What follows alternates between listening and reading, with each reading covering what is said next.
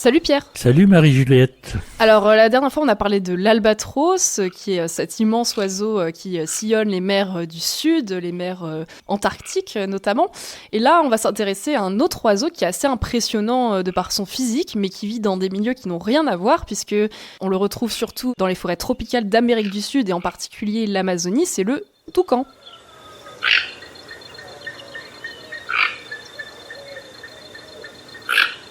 J'imagine, Pierre, que le mot toucan, ça a donc une origine sud-américaine. Oui, et même amérindienne. C'est un mot qui vient du tupi ou tupi-guarani, qui est donc une des langues amérindiennes du Brésil. J'ai vu que la première mention d'un Européen, en particulier d'un Français, de ce mot toucan, c'était Jean Deléry dans l'histoire d'un voyage fait en la terre de Brésil en 1578, donc au XVIe siècle, donc c'est assez vieux, d'accord. Vu qu'on connaît l'Amérique que depuis la fin du XVe, oui. En Europe.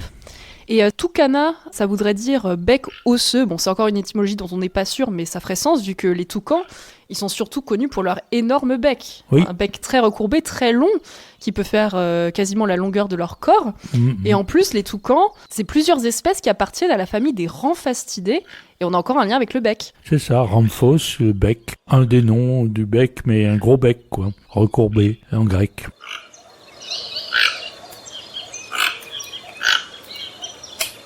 Et dans cette famille, il y a 5 genres et 47 espèces. Et en fait, les toucans, ça représente 2 genres. Et on a aussi d'autres petits oiseaux, beaucoup plus menus, mais qui ont aussi un énorme bec. On a les toucanets, donc en gros, ces petits toucans, et ce qu'on appelle aussi les arasaris. Et en fait, la plupart des espèces, elles vivent dans les forêts primaires. Il y en a quelques-unes qui sont en montagne, mais ce qui est sûr, c'est que l'ensemble vit en Amérique du Sud, du Mexique jusqu'à l'Argentine. Alors, la plus connue des espèces de toucans, c'est le Ramphastos toco. Voilà, c'est celui qui est dessiné dans notre livre. Le toucan toco. Que j'ai dessiné même, toucan toco.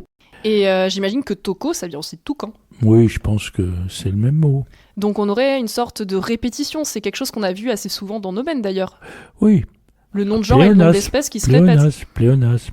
C'est assez intéressant puisque en fait le toucan toco en plus c'est l'espèce un peu phare des toucans, tu sais, c'est la fameuse espèce avec le dos noir, le dessus de la tête noire et le reste blanc et ce fameux bec recourbé orange. Avec une grosse tache au bout. Oui, exactement, et avec ce maquillage un peu bleu autour des yeux, et c'est cette espèce qu'on retrouve très souvent dans les zoos par exemple. Donc c'est un peu le toucan de base, le toucan commun. Voilà, c'est le toucan des toucans. Voilà, c'est ça.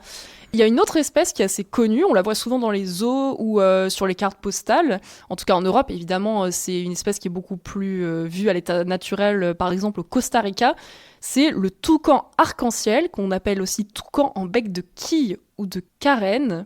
Et en fait, c'est un toucan qui est également noir sur le dessus, mais qui a plutôt le reste du plumage au niveau de la tête, au niveau du ventre, qui est jaune. Et avec un bec beaucoup plus coloré, il est vert, rouge et bleu. On comprend pourquoi il s'appelle toucan arc-en-ciel. En fait, il est beaucoup plus coloré que le toucan toco. Alors, ce qui est génial aussi, c'est que du côté des toucanets, des arasaris, qui sont beaucoup moins connus, on a des noms qui sont assez géniaux et qui sont en lien avec leur physique. Par exemple, on a le toucanet émeraude qui vit au Mexique, en Colombie, au Venezuela. On a aussi le toucanet à oreille d'or. Et on a aussi le toucanet à croupion rouge. J'adore ces noms, c'est juste génial. Et c'est que des descriptions physiques avérées. Donc ça montre à quel point ils ont des couleurs extraordinaires et très différentes. Et parmi les arasaris, alors c'est aussi un mot qui vient du tupi, arasari. On a une espèce d'oiseau que je trouve génial. On l'appelle l'arasari de Beauharnais. Et le nom anglais, c'est Curl-Crested Arasari. On reconnaît crested, donc crête, et curl, c'est des boucles. En fait, c'est un arasari avec des plumes bouclées. Plus difficile de boucler des plumes que des cheveux. Ah c'est sûr, mais ça a marché pour cette espèce, et c'est assez exceptionnel chez les oiseaux. Alors, pourquoi arasari de Beauharnais ? Alors, j'ai pas trouvé d'explication, mais c'est vrai que ça me fait un peu penser, tu sais, à l'impératrice Joséphine de Beauharnais, oui. Qui vivait fin 18e, début 19e siècle, à une époque où les boucles sur la tête, c'était très à la mode chez les hommes comme chez les femmes. Donc c'est mon interprétation personnelle de ce sens. Je sais pas ce que tu en penses. Il faut trouver la publication originelle. Exactement. Celui qui a désigné, c'est ce que je recherche en permanence, moi, dans mes travaux étymologiques, la publication où quelqu'un dit « je nomme ainsi telle réalité ». Sachant qu'on a vu que pour l'inné, certains animaux... avec l'inné ne le mais dit pas toujours, loin de là. Et puis, c'est devenu obligatoire d'ailleurs. Les scientifiques, maintenant, on exige absolument que dans une publication qui nomme pour la première fois une réalité, le mot soit motivé et expliqué. Ça fait totalement sens, effectivement. Ouais. Alors pour s'intéresser maintenant au toucan dans la culture populaire, alors le toucan c'est aussi le nom d'une constellation. Donc il y a évidemment, tu sais, plein d'animaux qui ont donné leur nom constellation. Oui, sans doute de l'hémisphère sud. Là, exactement, c'est une constellation de l'hémisphère sud. Forcément, c'est logique. D'où il est originaire, l'essentiel de l'Amérique est dans l'hémisphère sud, en tout cas l'Amérique du Sud. Alors ce qui est génial aussi, Pierre, c'est que la bière irlandaise Guinness, alors elle a pour symbole principal la harpe, mais à partir des années 40, elle a fait appel à des animaux exotiques, et notamment aux toucans. Et ça me rappelle un peu ce que tu disais avec Marc sur le pélican. Oui, la bière Pelforth qui s'appelait la bière Le Pélican au départ. Oui. Donc probablement le toucan a cherché à concurrencer le pélican. C'est fort possible. Et en fait, le symbole principal, c'est un toucan qui porte 2 pintes de Guinness sur son bec. Donc il y a vraiment une histoire d'abondance. Je me suis d'ailleurs demandé si ça pouvait pas représenter un peu une corne d'abondance à l'envers, son bec recourbé comme ça. On a vraiment cette forme inversée. C'est osé. Mais l'histoire ne le dit pas, malheureusement. Par contre, ce que je sais, c'est qu'il y a eu un slogan qui a été créé dans les années 40. C'est « Toucans in their nests agree, Guinness is good for you. Try some today and see what one or two can do. » Alors, si on traduit, c'est « Les toucans dans leur nid en conviennent, la Guinness vous fera du bien.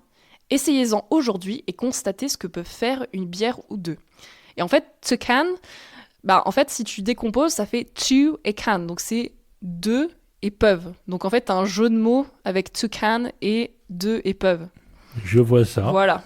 Est-ce que c'est ça qui a motivé l'utilisation du toucan ou est-ce que c'est à partir du toucan qu'ils ont fait ce slogan ? On ne le sait pas. Mais aujourd'hui, le toucan, c'est vraiment le symbole de la Guinness après la fameuse harpe. Et pour ce qui est de la culture populaire, plus en lien avec les enfants, le toucan, il a aussi inspiré les jeux vidéo. J'imagine que tu connais Pokémon ? Ah ça oui, j'ai des petits-enfants qui ont beaucoup pratiqué les Pokémon. J'imagine. Dans les Pokémon, on a un toucan qui s'appelle Bazoukan. J'imagine que tu vois l'hybridation. Quel mot a été utilisé pour ce nom ? Oui, un peu dommage d'ailleurs, mais enfin. Alors, Bazoukan, c'est inspiré d'une aptitude biologique du toucan. Et c'est encore lié à son bec. Ce toucan Bazoukan, il est capable de chauffer son bec et de lancer des sortes de pépins. Parce que en fait, les toucans, ils peuvent utiliser leur bec pour se rafraîchir. En fait, leur bec, il a beaucoup de vaisseaux sanguins. Et un peu comme les oreilles des éléphants d'Afrique, tu sais, qui sont immenses et secouées par l'animal pour qu'il puisse se rafraîchir. Quand il fait trop chaud, le toucan, il va amener du sang vers son bec. Et en fait, la chaleur va se dissiper par son bec. Et donc, la capacité de Bazoukan et son nom vient d'une capacité biologique. Et je trouvais ça assez incroyable. Mais ça fait pas des projectiles, ça ? Ah non, les vrais toucans, ils sont gentils. Ils font pas des vrais projectiles. Enfin, D'accord. Ils sont gentils. Tu vois ce que je veux dire ? Oui. Ils sont pas capables de ça non plus. Bon. Ils sont juste capables d'utiliser leur bec pour se refroidir eux-mêmes. Bon. Et d'ailleurs, on a des analyses infrarouges qui montrent que parfois le bec peut atteindre 10 degrés de plus que le corps. Donc ça montre l'extraordinaire capacité de ce bec. Et puisqu'on parle de jeux vidéo et qu'on parle toujours de bec, on peut terminer avec Angry Birds, qui est une saga de jeux vidéo qui a été commencée en 2011, donc ça veut dire les oiseaux énervés. Et le but de ces oiseaux, en fait, alors c'est une histoire assez folle, c'est de se projeter avec une sorte de lance-pierre, une sorte de catapulte, pour récupérer leurs œufs qui ont été volés par des cochons. Bon, c'est assez étonnant comme concept, mais ça a extrêmement bien marché. C'est un des jeux les plus populaires du monde depuis sa sortie. Et dans les différents oiseaux qui ont différentes capacités, il y a un toucanet émeraude, et oui, qui s'appelle Hal, et qui est utilisé comme boomerang. C'est-à-dire que quand on le projette, il peut revenir dans le sens inverse. Et c'est très pratique pour atteindre des lieux assez inaccessibles par les autres oiseaux. Et en fait, ce qui lui sert de projectile, c'est son bec ouvert. Donc là, on a encore la puissance du bec du toucan, et ça montre l'importance de cet organe qu'on a retrouvé dans son nom scientifique, Ramphastos. Est-ce que tu voulais ajouter quelque chose de plus sur le toucan, Pierre ? Non, je pense qu'on est complet là. Donc voilà ce qu'on pouvait dire pour cet épisode, Pierre. Et je te retrouve très vite pour parler d'une nouvelle étymologie. D'ici là, prends soin de toi. Salut Pierre. Salut Marie-Juliette.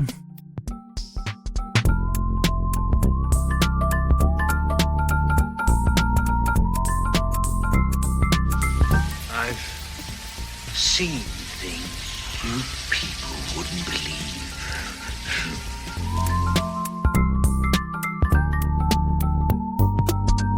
C'est la fin de cet épisode.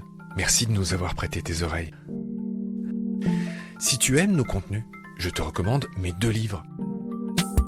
En finir avec les idées fausses sur le monde vivant, aux éditions de l'Atelier, et Nomen, les origines des noms des espèces, aux éditions Ulmer. Et aussi un super jeu de cartes, Terra Animalia, pour apprendre sur les animaux et les plantes tout en jouant. Et on fait un gros clin d'œil aux profs, aux parents et à tous ceux qui racontent ou enseignent le vivant. Grand merci pour ton soutien. À bientôt. Et d'ici là, prends soin de toi et de ce qu'il y a autour de nous.